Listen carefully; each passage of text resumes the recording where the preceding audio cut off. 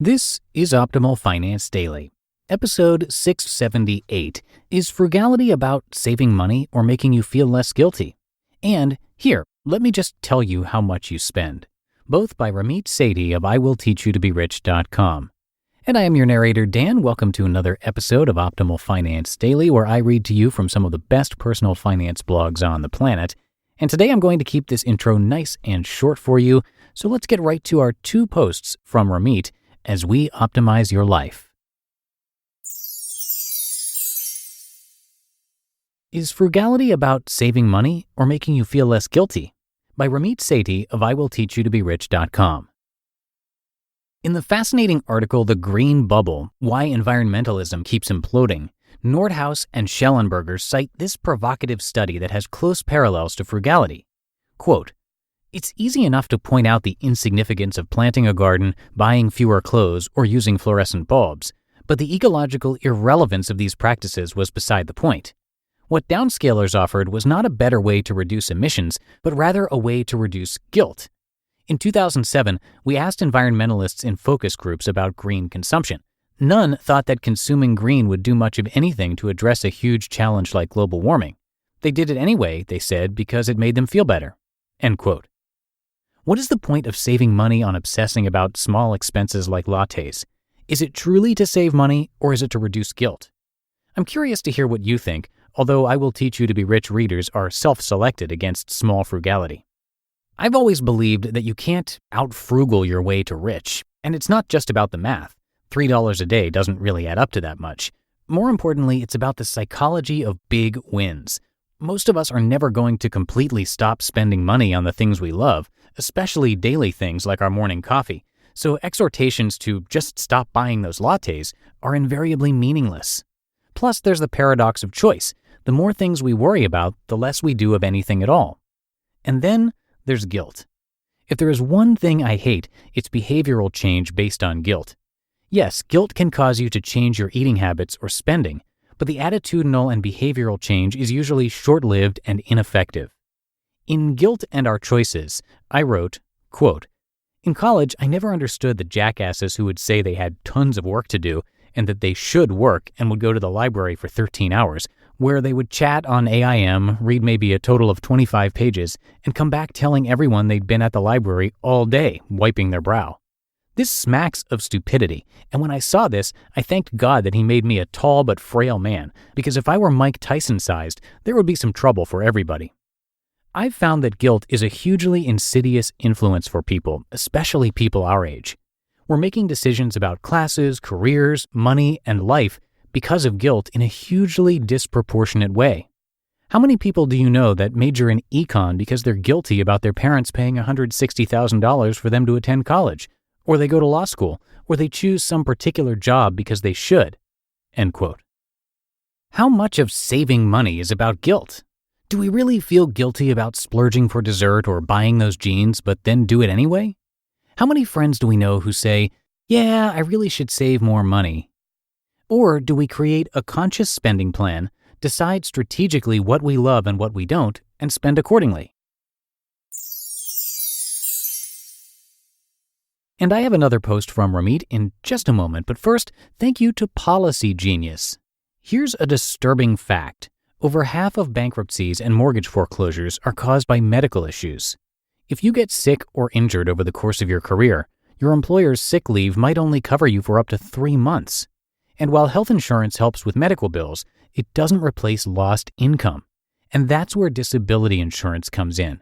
It's essentially income insurance. It protects your paycheck if you're sidelined by an illness or injury.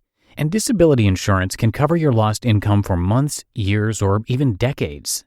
And Policy Genius is the easy way to get it.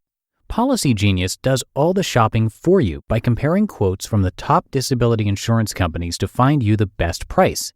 Then their licensed experts manage the application process to save you time and the hassle. Policy Genius has helped over 4 million people shop for insurance and placed over $20 billion in coverage. So if you rely on your income to get by, compare disability insurance quotes with PolicyGenius.com. We'll help you protect your paycheck at a price that makes sense. You can get started online right now at PolicyGenius.com. Policy Genius, the easy way to compare and buy disability insurance.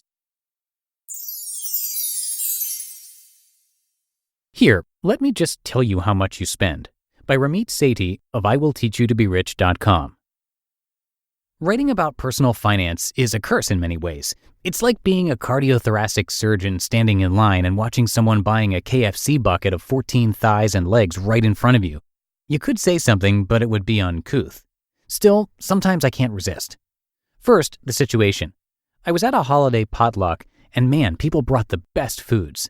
There was the typical pasta, cheesecake, and salad, but then, like a glorious peacock preening in the sun, someone walked in with a gigantic bag of McDonald's chicken nuggets with all the sauces.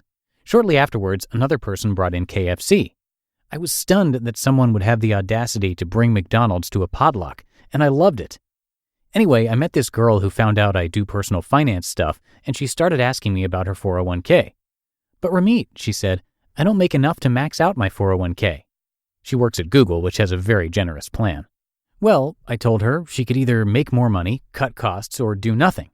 She replied that she couldn't really cut her costs. "I'm not like all those other girls who go shopping," she told me. "I really don't spend a lot." This is when I got a gleam in my eye. Really? So I asked her how much she spends on rent and a few other things and did a quick calculation. I told her she probably spends about $30,000 a year on expenses, and she looked at me like Gumby had just walked into the room doing backflips and jumping jacks. "Huh?" she said. It adds up. $1,200 a month on rent, $1,000 a month recreation, like going out, vacation, Christmas gifts. Yes, you have to factor those in. $500 a month miscellaneous, like gas, unexpected medical, and travel. As you can see, this is a really, really rough estimate that adds up to $32,400 a year. The number stunned her. I continued eating my chicken nuggets. First of all, if you do nothing else today, just do a back-of-the-napkin calculation like I did to get a ballpark of what you spend. Then, if you're working, compare your annual spending with your annual income after taxes and see if you're spending more than you make. For example, if the potluck person had a $40,000 income and $32,400 in expenses, after taxes, she'd actually be spending more than she made. Please do this to see if you are spending more than you earn. If you're too lazy to do this, I hate you. Back to the girl. I suggested she read my 2006 Financial Makeover, Table of Contents, or any book, and I made the same points I always make. You can't get rich if you don't know where your money is going. But I think there's a larger point that I'm starting to realize. Frugality would only get her so far. Sure, now that she realizes how much she's spending, she might cut 10% off her budget and start investing it. That's great.